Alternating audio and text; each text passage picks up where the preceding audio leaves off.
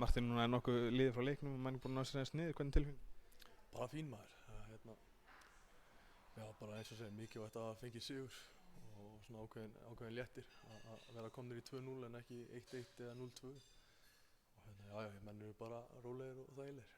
Og voru menn alltaf með að reyna þeir myndi vinna þennan leik? Já, ég held það. Ég allan fann ekki fyrir neinu svona einhverju paníki eða menn voru eitthvað að stressast upp eða eitthvað. Við vissum alla tíman að við myndum ná okkar runni og svona klára hana leik á einhvern tímapunkti. Þeir reyna náttúrulega að henda þessu leik hann aðeins upp í vitleysu í lokin og voru menn ekki træddir þegar þeir byrjuðu? Nei, ég held að Hössi hafi kannski verið svona smá hræddur. Einu sem að... Nei, við vissum alveg að þeir eru fastir fyrir og þeir voru alveg líklega til að fara að leysa þetta upp í einhverju vitleysu.